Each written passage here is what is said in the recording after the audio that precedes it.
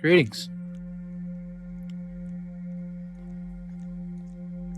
I was just reflecting, doing, aspects of what I guess we're going to call the Eye of God technique that I'll be teaching here in a couple weeks.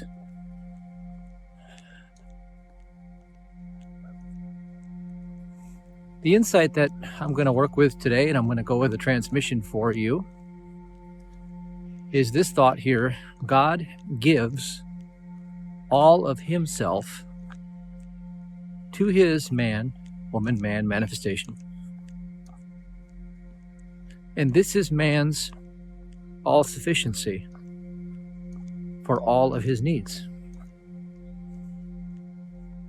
All of your needs. You see, those needs are sometimes just trivial at moments of our life. We're just, I have a need. I could use a little extra cash, right? Well, that's a need. But our needs can become quite urgent. So I'm going to take you back to a place, and we're going to talk about a place of being really broken. What if your life is in danger? What if you're dying? What if something has been spoken over your life, like a medical diagnosis or something that you really can't find your way out of, and you just don't think you'll be able to do it. You don't have the strength. You certainly don't have the capacity to think positive anymore. You're just worn out. You're tired. You're beaten down too far. Is God giving all of himself in that moment? And is that enough to meet man's need in that moment? Well, it's a really good question. And I think it bears an answer, and I'll do my best to get to that answer, but I'm not going to give it direct because, there is no direct answer. There's just a direct relationship to God. And everyone chooses how that looks. And it doesn't mean that any blame needs to come into the picture. That doesn't need no condemnation. None of those things are from God. And certainly we can't sit and reflect on mistakes that we think we made, and all of a sudden, we could have done things better, and now because we didn't, we're screwed, That's not going to bear any fruit either. Nothing good, at least. So what do we do to bear some fruit that will be savory, that will nourish us and bring us strength to our bones, strength to our spirit? Well, I'm going to have to take you back, and then we'll come forward and we'll just kind of put together some pieces here. I remember in the winter of 2009, I remember this really deep trenched pain where I was really weak physically, like 35 pounds lighter than I am now. I had no muscle left on me, and I had been suffering for what I believe to be Lyme disease for a long time, and that was the diagnosis, and I was working with that. Sort of a bad spot to be in. And I had gotten into conflict with a family member, and they told me I had to leave. I had to be out. Now this was pretty intense because I didn't have a job. I didn't have anything I could do. I just tried doing some work at the local, the neighborhood was a mile away. I walked over there, which to me, that was a incredible day if I could walk that far. And then I get there, and I'm supposed to do some electrical work because I was trained enough to do this, but I couldn't do the work because I couldn't physically do the work. So I remember crying and the utter hopelessness. I cried because I felt like the best of my ability, I couldn't take care of my own anymore. I, certainly wasn't going to be able to make any money by not doing the job. and I didn't know what else I could do. I couldn't think straight. My nervous system was warped. My emotional state was tanking. I didn't have any friends. I didn't have nothing. But I just had this slight bit of impulse within me to seek for answers every day and pray and ask God, help me. God, help me. Sometimes it's the best prayer we can make. God, help me. And just follow those clues. Well, that's what I had to do. And, well, I remember feeling that pain. I remember even more pain. And then one day, I had enough pain. And I said, well, screw it. I'm already dead if I just keep living like this. I said, this is worse because if I keep doing this is being humiliated, and it's really hard every day. It sucks. So one morning, I remember I got up and I said, no, enough is enough. And it's the same sensation, same burning feeling throughout my whole nervous system, same, pain in the spine, weakness, feeling traumatized, ongoing PTSD, all these things. I got up and I said, that's it. I'm just going to go do my life, and if I die, that's okay. Because I have to do it. I have to live this life. And I think there's something about that right there that can open up possibilities. Because that did open up possibilities for me, and it got me to the next step, and the next step, and the next step. And every step of the way, it always felt like the next step was going to be the end again. And, God was there. God was there at every step. Now, He was there before I stepped, but I didn't get any improvement. I wasn't getting any better. So what I had to do is I had to say no to being held hostage by something that was not good. And I had to use all of my might within myself to rebel and say, no, this is not the life I will tolerate or accept. And then get up and take the next step forward, whatever it is.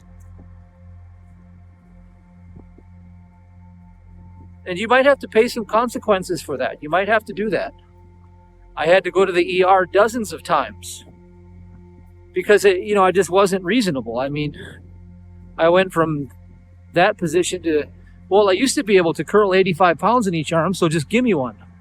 And I would take one and I would just go through the motions and I would do the whole, pop it up a couple times.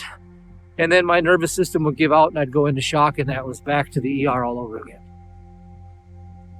Okay. Well, maybe that's not necessarily the next step. But the next step certainly was, well, I am going to move forward in that direction, period. And wherever these limits and these boundaries seem to be, I'm going to recognize them all as fear. And I guess I'll go as far as I can tolerate this fear and then try to go a little further. What is the fear telling you? Well, you're going to die. You're going to lose everything. It's always telling you about something that's going to happen in the future, even if it's 1 second from now. You're gonna. It's not going to be good because you've been here before. You know what to expect. And you see, there's a problem there. You start expecting this. And you're living in a mental set of chains that won't let you leave. Just like if you chain an elephant to a tree, you can take the chain off and just put like a little string there and the elephant won't leave. That's all this is. At one point, you had an experience. It was phenomenon. Like, the first time I picked up those dumbbells and, my body went into shock, and, that threw a mental chain on there. And now every time something even would remotely look like that, I would be reminded of that mental chain. But you see, how did I know that it wasn't just a string this time? How would I know? Well, I certainly went to find out. But there was a time when it was a string. What was the difference when that one time came up? Well, I let go of all safety. I let go of trying to be safe altogether. And I guess you could say I just kind of slipped out of the body and I just became more spiritual in that moment. And as the old thought feeling came along, hi there, and I started to feel that old chain try to draw me back into the pain again, I just became nobody, just invisible, invincible to human belief. No physical bodies here. This is only a spiritual body.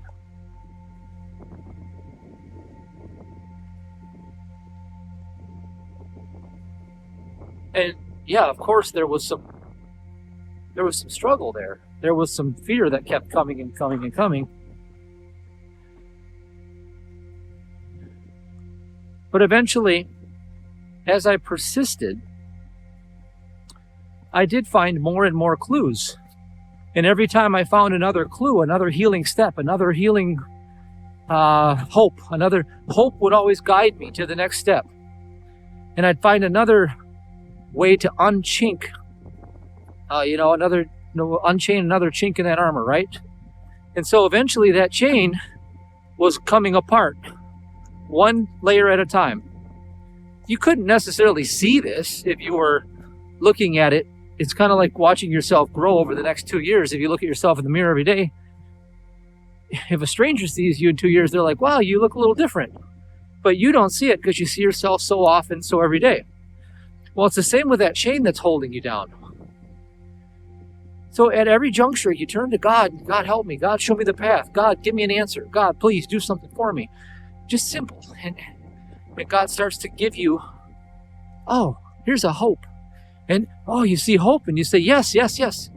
We don't want to defer the hope. We want to follow that. Okay. Well, I have hope that God, you're going to do this. And every time you get that next level of hope, the formula is, well, step into it, act on it. Test and see where your chain's at. Did you max your chain out? Is that it? Maybe don't break through the wall and, like I did, go back to the ER all the time, but you can certainly see if the chain is loose yet. And that's what I do, and that's what I continue to do. So fast forward to this day, over the last couple of years, I've been just absolutely hammered in ways where, the saying goes is that, the error of the mesmeric human carnal mind, before it leaves, it really comes out swinging. Like it comes out with everything, just to try to one last ditch attempt to throw you back in that box of being human before you escape. Well, this last couple of years, maybe for you too, but it's been pretty tremendous. And I've had to revisit these steps, and I thought, well, maybe I'll teach on these steps. Because what happens is this. Every time you bow down to that fear adds another link in that chain. And it gets stronger. And before you know it, your wiggle room used to be here, and now it's here. And you don't even know how to get out because you're so far down now. You're so defeated. Now, the best way to get out of that when you're that defeated is you really do need to separate yourself from the stress of this world. This world ain't it. They're not here to love you. I'm here to tell you that right now. If you've ever been down where I've been down and you've really gotten a taste of what this world has to offer, the ones who were supposed to love you, they won't. You will be persecuted like you haven't seen yet. You just wait. If you haven't been there, it might be best to learn these steps before you go there. Because the hardest thing to ever tolerate is when the world, well, they throw you out like a dead battery, just like in the Matrix. When you can no longer perform for the world wants nothing to do with you. And that's the way it works around here. And if you think it's going to change because it's you and everybody loves you, well, thousands of years of recorded history and more are not on your side on that deal. What I want to tell you is that mind, which constitutes that world out there, all of the people, conditions of matter, circumstances of good and evil, all of this physical trickery that's going on with your 5 human senses.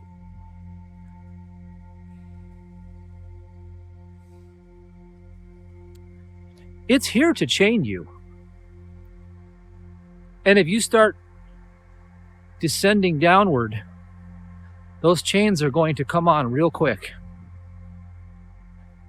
You know, it's like the saying goes, I don't know, somebody told me one time about wanting to kick a dog that's always cowering, like a dog that always cowers. There's a woman, she says, those are the ones you just want to kick. They're always cowering. Well, I don't really necessarily kick dogs, but what the world will do to you, and I've seen this happen firsthand, is you start cowering and you start bowing down to the fears of this world. Oh, it'll kick the crap out of you. And that's what it's doing to the mass mainstream right now. We live in a world of cowards, absolute, pathetic, spineless cowards. The majority of people out there couldn't stand up to save their own kids if they had to. They wouldn't do it. They would get down on the ground and lick the boots of whoever is trampling on their face, because they're pathetic, wimpy cowards. Because they've had it so easy for so long, they've never been through anything. They've never had to fight their way out of anything. Living on credit, living on the social credit system that's already been here forever. It's just now becoming formalized, with all the influence. Pathetic cowards. I'm just going to call it what it is. The people that you see that are professionals, they got their suits on, they all this and that, they're just bootlicking slaves, pathetic cowards. That's it. The vast majority of them are absolutely spineless. They'd throw you and their family members under the bus in a New York minute. Absolutely. They wouldn't think twice. Because fear would make them tap out faster than you can even imagine. They'd get a call from somebody up above. Yeah, we need you to just, fire your buddy. But why? Because we said so. Okay, they'll do it. They'll do it in a New York minute, right? Their loyalty is not to you, it's to themselves. The one thing that social media did is it ushered in the self-image paradigm. It ushered in the, look at me, look how important I am, look how many people I know, look at me, look at me, look at me. It created a huge wave of selfishness.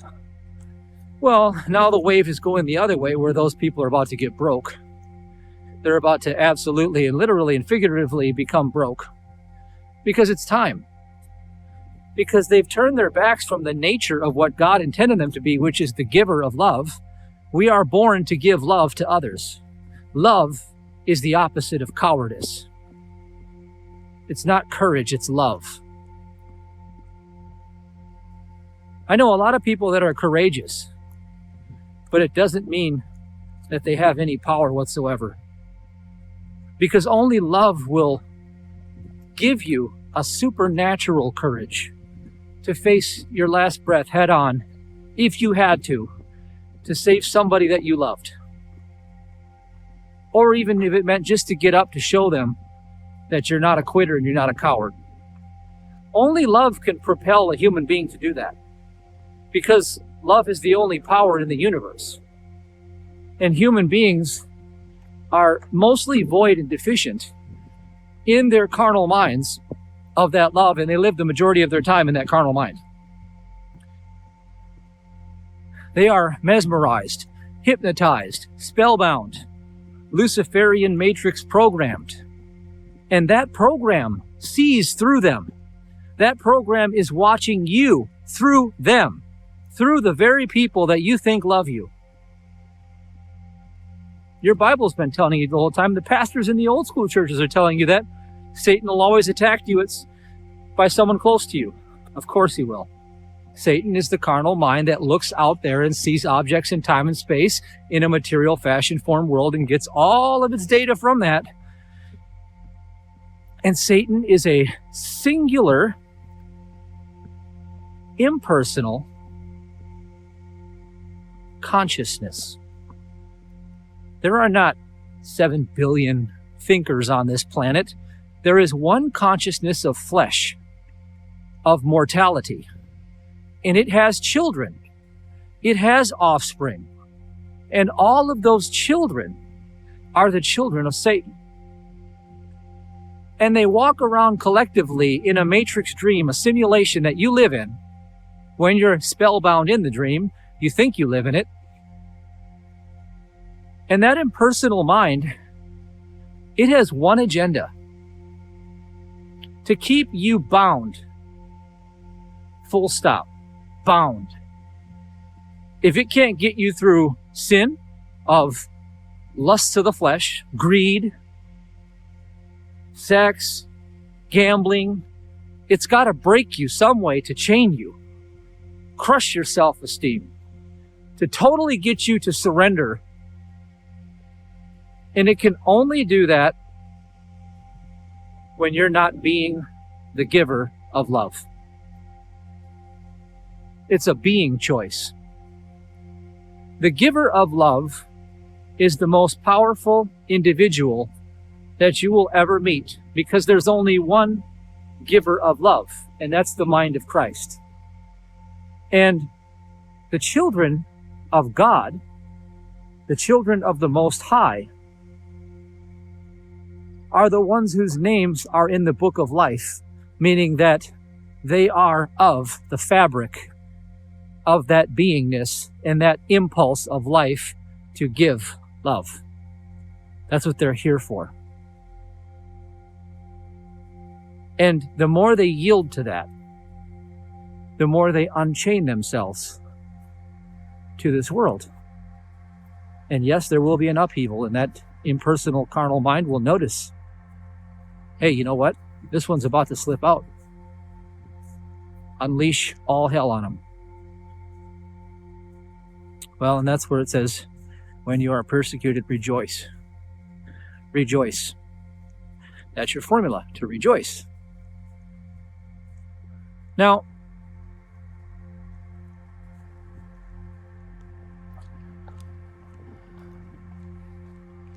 okay, we're talking about the giver of love. The giver of love is the most powerful person you'll ever meet. Well, it takes power to do great things. If you want to be about great things, it's going to require power. The world will, polish your shoe shine a little bit if you go ahead and, dice your ego up quite a bit. The world likes that because it likes to build everything on a false premise and then pull the rug out onto you at some point so that it can bind you that way. So be careful of the tricks and traps of this world and how they will pat you on the back for doing the wrong behavior, put you on a pedestal, and then yank it out, because that's what it does, because that's its only way to keep you from discovering the truth is through guilt and shame. So one way or the other, the secret of your enemy, if you will, the carnal mind, is it's got to get you into self-condemnation, one way or the other. If you struggle with alcohol, it's going to get you self-condemnation. If you struggle with anything, it's going to get you. It'll even get you sick and get you to hate yourself. It'll even attack you through somebody who's very carnally minded, and they'll try to do awful things to you, and you'll be like feeling the victim is to blame meme that goes around. They'll victimize you and you'll blame yourself for it. One way or the other. See, and the government will do that to all the people too, because the government is just a mass outpicturing of that carnal mind projected into time and space. It's a false representation of a true government, which is God's governance over all his creation.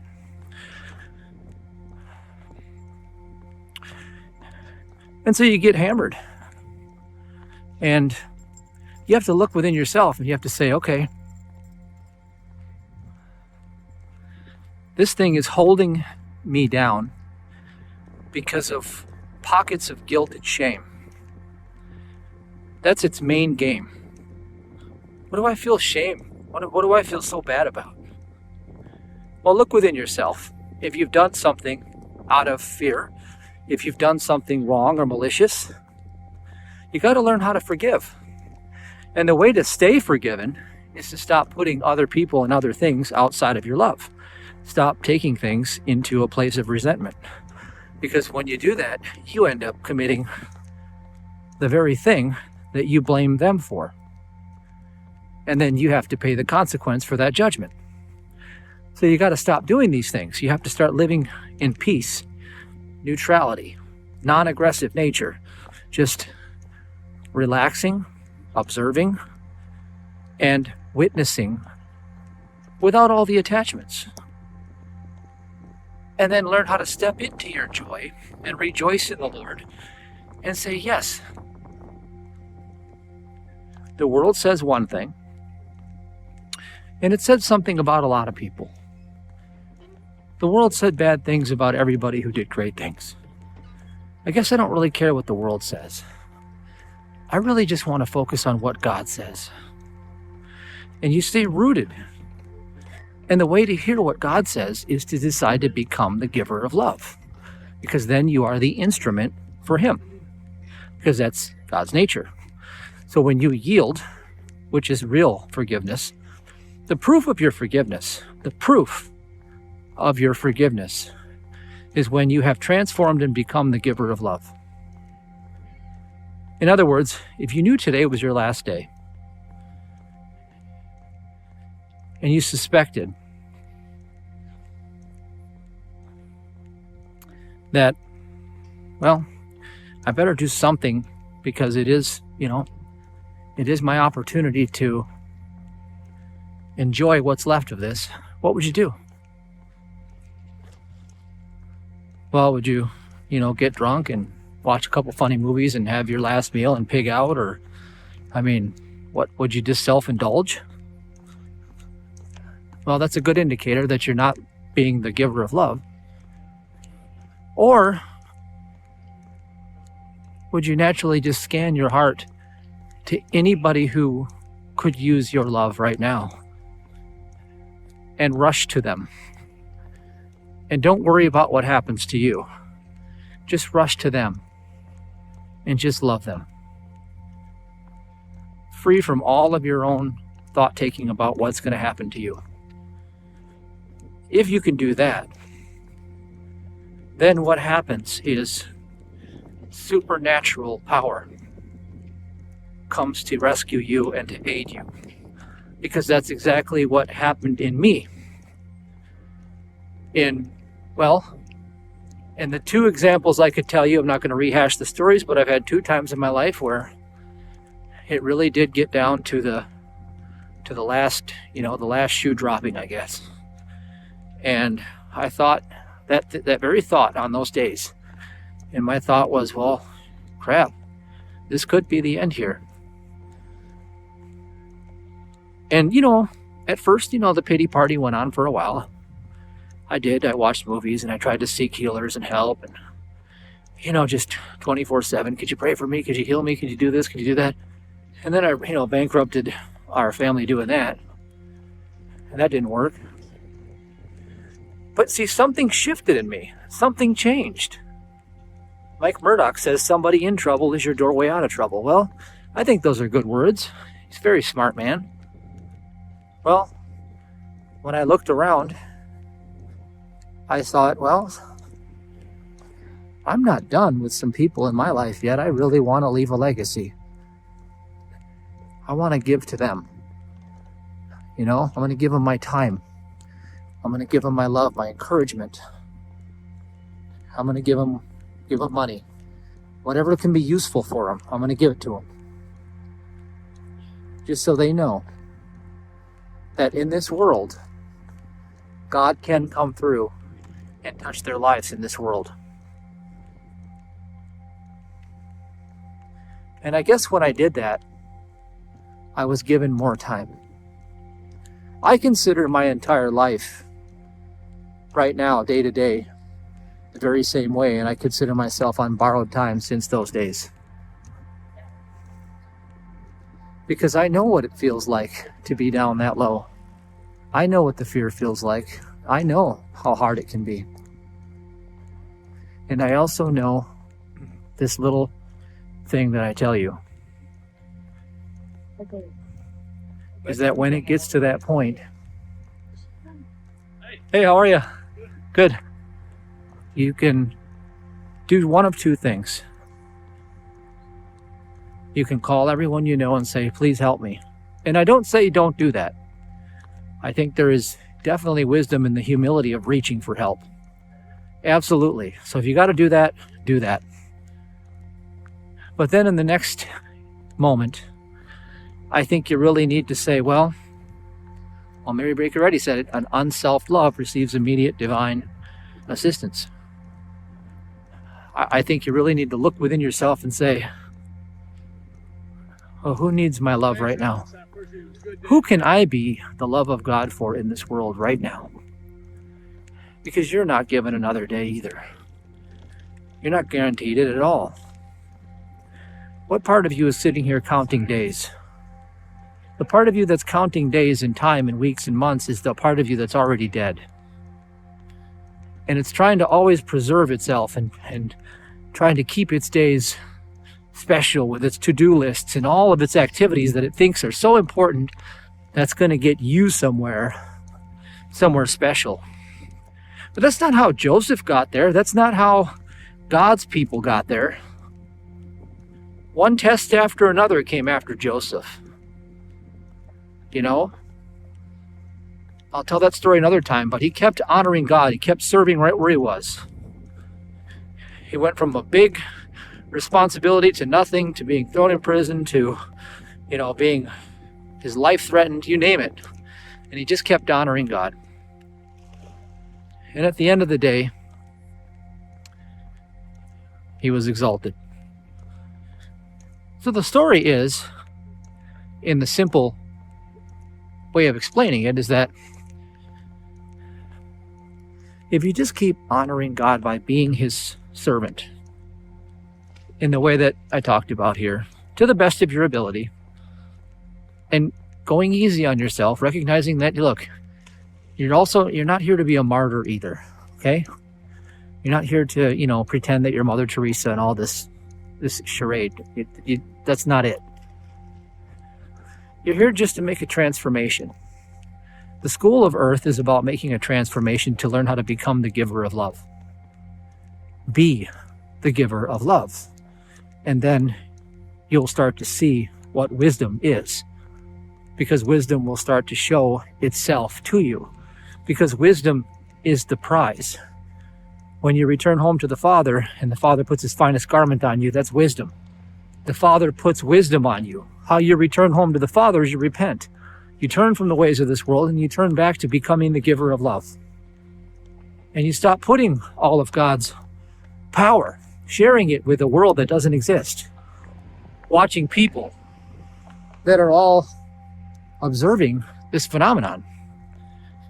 The impersonal nature of the carnal mind. And they're all watching it. And they're all living in the confusion of it.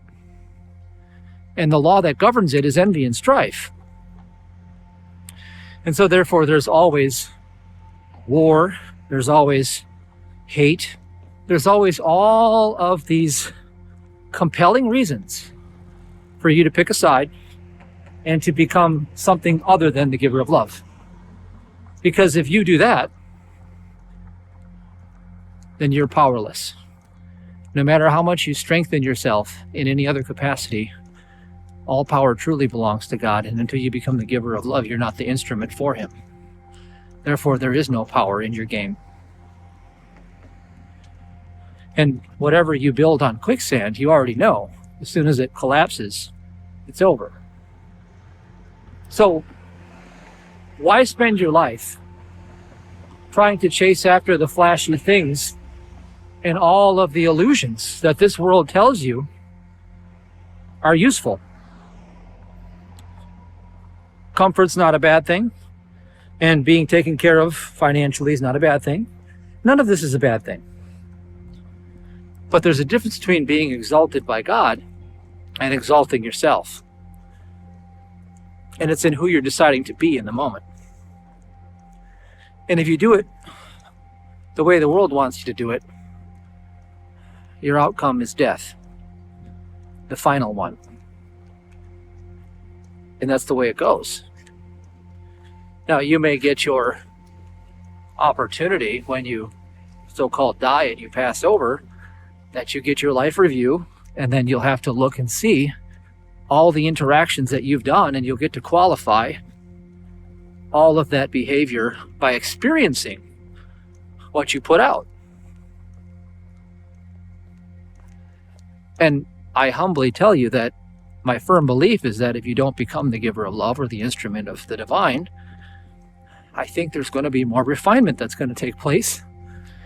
And from what I know to be true, you're in a school doing that right now. So the question is do you want to keep coming back to school in a place like this? And if you do, well then carry on your merry way.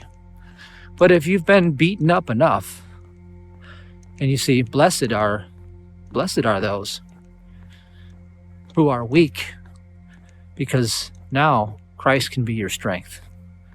See, and if the world has beaten you up enough, this is your opportunity.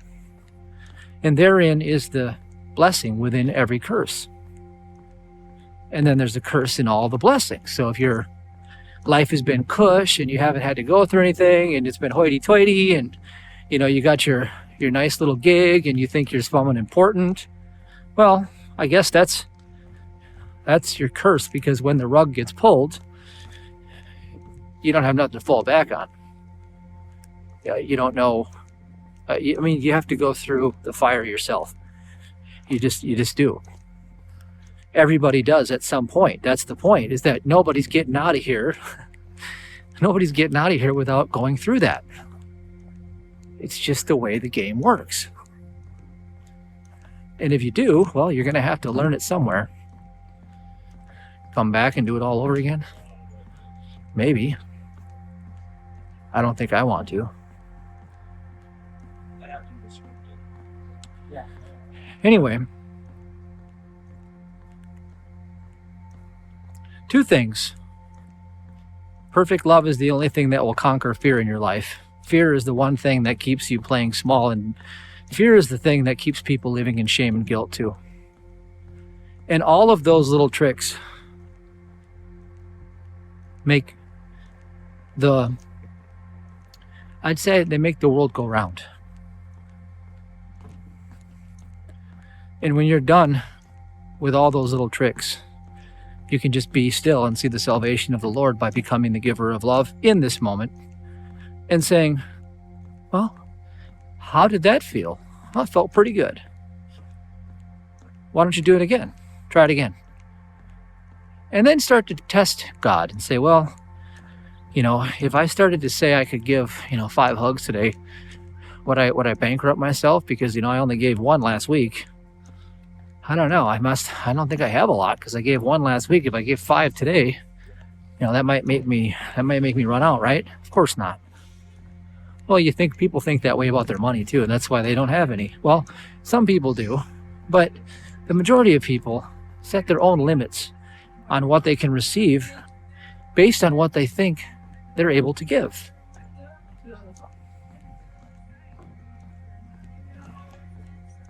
This isn't rocket scientist, and I'm not trying to blow you away with a new thing that you haven't heard before.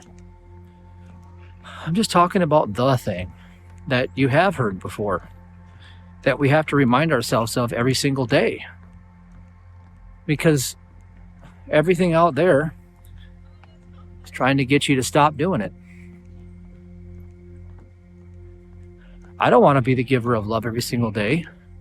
I don't get up in the morning, and some days, I've been through some things that I go through, and I'm like, do you think the first thought on my mind is, well, who can I do something for today?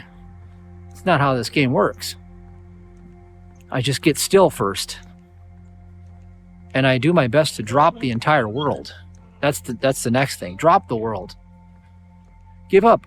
Give up the idea that there's all this activity going on out there that's so important that you can't just sit still for 5-10 minutes and listen. That's nonsense. Just sit still, drop the world, get rid of all people in your thought, get rid of all conditions of matter, your past history, all the stuff that's going on in the world, get rid of, conditions of good and evil that you put in the world. And just get still in this moment and recognize that God alone is.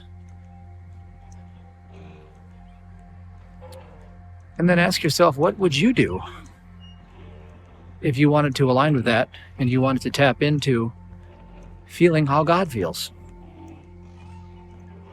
I mean, everything we do is to chase a feeling, pretty much. We're always searching for a feeling. And the reason you want to be rich is because you want to feel free, or you want to feel powerful, or you want to feel you have options, or it's just a feeling. The reason you want to be in love with someone is because you want to feel validated or approved of, or lusted after, or comforted, safe. There's always some reasons that you want to feel something. Yeah, my mom. Well, if you want to feel the divine hand of God, which is a good thing to feel, I don't think anything's better than just listening to God and looking within your heart and say, where does my love naturally want to go today? Right now. Where does love want to go right now through me? And then just go and do it. And then do it again. And just keep doing it. And just be humble. Don't expect anything in return. Not from them. Just expect more of God to be present in you. After all, we go in how we came, how we're going to go out how we came in. The question is, and I just answered it, God gives himself, all of himself, to his man. And this is the all-sufficiency for man's every human need. And remember, I said, the question is, well, is that true? Well, the other question is, I guess it depends on the man. How much of God's self is he in tune with?